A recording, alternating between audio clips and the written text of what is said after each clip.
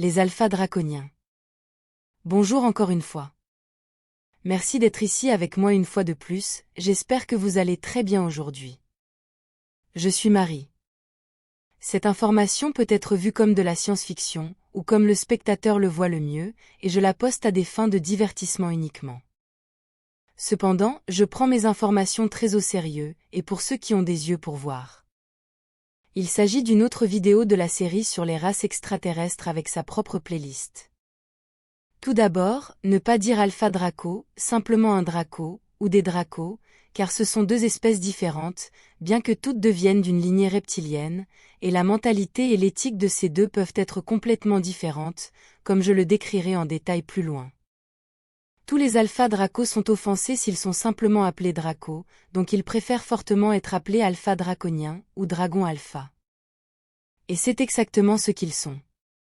Ce sont des dragons interstellaires gigantesques dans tous les sens du terme. Un alpha draco, ou alpha draconien, est la représentation exacte du modèle européen d'un dragon cracheur de feu. C'est un reptile féroce de plus de 15 mètres de haut, crachant du feu, recouvert d'écailles et plein de cornes sur la tête, avec une queue puissante et de gigantesques bras puissants, qui alimentent des ailes membraneuses aussi larges que celles de certains avions. Sa hauteur officielle moyenne lorsqu'il se tient sur ses pattes arrière est de 15 mètres, mais il n'est pas rare que les mâles adultes atteignent 20 mètres de haut, voire plus. Leur couleur est variable, mais la plus courante est un brun rougeâtre et noir avec un ventre beige, et leur peau est recouverte d'écailles épaisses extrêmement résistantes, qui leur fournissent une armure naturelle assez solide pour faire rebondir les balles de fusil de calibre 7,62. Leurs griffes et leurs écailles, qui recouvrent tout leur corps, sont composées d'une substance semblable à la kératine et à d'autres protéines similaires à celles trouvées dans les toiles d'araignée, mais ont une résistance à la traction élevée, supérieure à la fibre du Kevlar. Sous le microscope, les écailles de dragon ressemblent à des fibres longues entrelacées, formant une structure en forme de tissu hexagonal, ce qui leur confère une résistance à la traction encore plus grande. Les dragons cracheurs ne sont pas un mythe, car tous les alpha draconiens ont cette capacité, mais contrairement à ce qui est représenté sur Terre, leur feu ne vient pas de leur gorge. Ils ont des glandes spéciales situées derrière leurs crocs frontaux supérieurs, qui se remplissent de poches ou de vessies contenant deux différentes substances inflammables produites naturellement, une derrière chaque croc, et que l'alpha draconien peut presser à volonté, en utilisant des muscles spéciaux qui entourent la poche. Les substances sont ensuite injectées avec beaucoup de pression à travers des trous dans les crocs supérieurs frontaux, comme le fait un cobra. Lorsque la première substance trouvée dans la poche derrière le premier croc entre en contact avec la substance trouvée dans la seconde, une forte réaction chimique se produit, faisant jaillir les deux en flammes. De cette façon, le dragon n'est jamais en contact avec son feu, car il peut se brûler, un accident qui n'est pas si rare.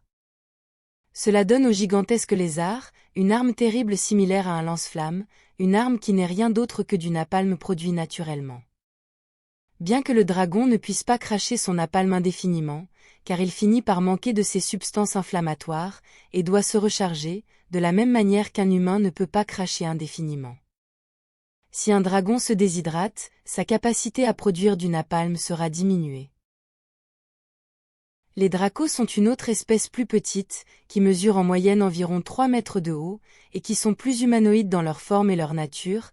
Ils sont tous considérés comme régressifs et envahissants et sont peut-être la deuxième race reptilienne la plus dangereuse de cette galaxie, juste après les alpha draconiens négatifs.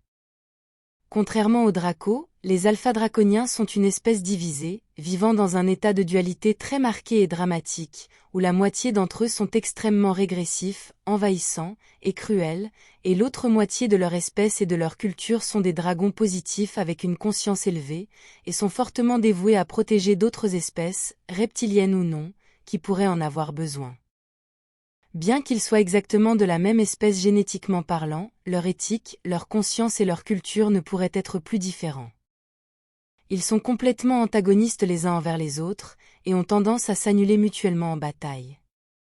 Et ils ont beaucoup combattu à travers les âges, l'un envahissant, et l'autre protégeant ceux que les premiers envahissent. Les alpha draconiens en général, positifs et négatifs, sont considérés comme les dieux des dracos, et de toutes les autres espèces reptiliennes, car ils sont l'expression la plus puissante et terrible d'un reptilien. Le côté négatif des alphas draconiens entretient une forte alliance avec les dracos, ainsi qu'avec d'innombrables autres races envahissantes, principalement d'origine reptilienne, mais aussi avec de nombreux types d'extraterrestres gris régressifs, tels que les gris d'Orion dans toutes leurs variantes, les grands maîtres négatifs, et les étortants négatifs, officiellement dans un passé lointain, officiellement, je dois insister. D'autre part, les alphas draconiens positifs ont de fortes alliances de coopération avec des races positives, en particulier avec les Urma, les chats de l'espace, avec lesquels ils entretiennent de bonnes relations. Dans cette galaxie au moins, il y a 2 espèces qui sont fortement dominantes, et on les trouve partout, ce sont les alphas draconiens et les Urma, et tous deux sont les prédateurs de sommet de la galaxie. Alors que tous les dracos sont considérés comme des reptiles régressifs non empathiques, tous, les Urma sont considérés comme une race empathique positive, tous. Avec les alphas draconiens au milieu, divisés en 2 voies de vie et de philosophie distinctes et opposées. Les alphas draconiens sont une race très émotionnelle, capable d'une profonde compréhension de l'art et de la musique, ce qui peut expliquer leur nature empathique positive, car ils peuvent facilement se mettre à la place ou dans les chaussures d'une autre créature, et expérimenter télépathiquement ce qu'elle ressent. Les alphas draconiens positifs sont une race très aimante, forte et fiable, basée sur la loyauté et l'éthique, avec l'honneur en tête de leurs valeurs, ce qui explique pourquoi ils s'entendent si bien avec les Urma. Les alphas draconiens négatifs utilisent leur capacité émotionnelle de manière très sombre et opposée, où la haine, le ressentiment et la cupidité empoisonnent leurs âmes, même s'ils auraient la capacité d'être positifs en théorie, comme le prouvent leurs homologues plus civilisés. On dit que les négatifs ne peuvent pas contrôler leurs émotions et que cela les rend littéralement fous, ne sachant pas quoi faire avec de tels sentiments et des réactions aussi fortes, et quand ils se sentent offensés, la vengeance est la première chose qui leur vient à l'esprit. Tant les bons alphas draconiens que les mauvais sont entièrement interstellaires, et parcourent la galaxie dans d'étranges vaisseaux spatiaux de leur fabrication, qui ne ressemblent en rien à ce qu'un lyrien produirait. Ils sont asymétriques, et ressemblent à une sorte de gigantesque cactus mécanique avec des appendices pointus partout sur le vaisseau, et peuvent mesurer plusieurs kilomètres de long, étant donné qu'en général les alphas draconiens sont l'espèce interstellaire qui opère sur les plus grands vaisseaux en moyenne, sans inclure les grandes biosphères d'autres espèces comme les andromédiens. Leur lieu d'origine est incertain, et change tout le temps, ainsi que le récit du pourquoi de chaque lieu, mais la plupart des alphas draconiens régressifs se trouvent dans la constellation d'Orion, lorsqu'ils ne sont pas occupés à importuner d'autres cultures innocentes. Les alphas draconiens n'ont pas de langue en tant que telle, car ils sont fortement télépathiques, et communiquent les uns avec les autres en se transmettant des concepts mentaux, mais certains d'entre eux peuvent marmonner quelques mots ou phrases en humain, ou en langue lyrienne quand ils le veulent. Ils peuvent communiquer avec d'autres espèces, comme les humains lyriens, en utilisant uniquement la télépathie, car c'est toujours leur premier choix. Ils sont tellement télépathiques qu'ils peuvent comprendre toutes les langues humaines, lyriennes, simplement en lisant les concepts utilisés par leurs interlocuteurs directement dans leurs esprits, et en associant les concepts aux mots. Ils peuvent comprendre toutes les langues, oui, mais ils ne les parlent pas toutes, car comprendre n'est pas parler, bien que, comme je l'ai dit plus haut, certains d'entre eux parlent une langue humaine. Les alphas draconiens sont tellement puissants mentalement que les plus négatifs peuvent tuer leurs victimes simplement en imposant télépathiquement une peur extrême en elles, provoquant une crise cardiaque. Comme si regarder un lézard cracheur de feu de 15 mètres de haut ne suffisait pas à faire peur. Ils peuvent tuer par la pensée seule, mais ils ne sont pas la seule espèce à pouvoir le faire. Ils ne portent généralement pas de vêtements, mais une armure extérieure, surtout autour de leurs parties les plus vulnérables, est souvent utilisée, avec une sorte de tissu super résistant en dessous.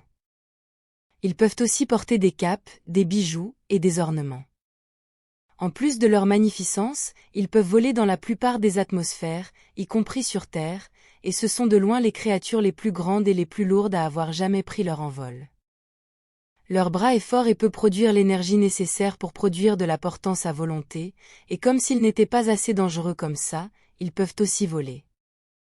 Même s'ils sont si physiquement et militairement compétents, les Urma seuls sont connus pour avoir réussi à tenir à distance les alphas draconiens régressifs, remportant presque toutes des batailles contre eux la plupart du temps, et les chats ne volent pas. Leur vue est très différente de la nôtre, de la famille humaine lyrienne, car ils voient davantage dans le spectre infrarouge, ce qui signifie qu'ils peuvent voir la chaleur, donc les couleurs qu'ils peuvent voir sont très différentes, et ils sont plus à l'aise la nuit lorsque la lumière est faible, bien qu'ils disent ne pas être dérangés de travailler directement en plein soleil non plus. La raison pour laquelle les dragons se retrouvent dans presque toutes les cultures sur Terre, c'est parce qu'ils ont visité la planète de nombreuses fois dans le passé, influençant fortement la culture qu'ils ont visitée, car ils ont toujours été considérés comme la créature la plus dangereuse que l'on puisse trouver. Au point où ils ont fait leur chemin profondément dans la culture populaire de la Terre à travers les âges, se retrouvant dans son histoire officielle sous forme de fragments de mythes et de folklore, ainsi que comme symbole d'adversité. Mais ils sont aussi réels que possible et ils ont une base en orbite haute, en ce moment, mais la bonne nouvelle est qu'ils sont les versions positives des alphas draconiens, et sont en bon contact et coopération avec à la fois la Fédération Galactique et le Haut Conseil Urma d'Avian. Si ce sujet vous intéresse suffisamment, je peux continuer à parler beaucoup plus des alphas draconiens, car c'est un sujet très vaste. En attendant, c'est tout pour aujourd'hui. Merci d'avoir regardé ma vidéo, et d'avoir liké, partagé, et de vous être abonné pour davantage. Et j'espère vous revoir ici la prochaine fois. Avec beaucoup d'amour, votre amie, Marie Soiroux.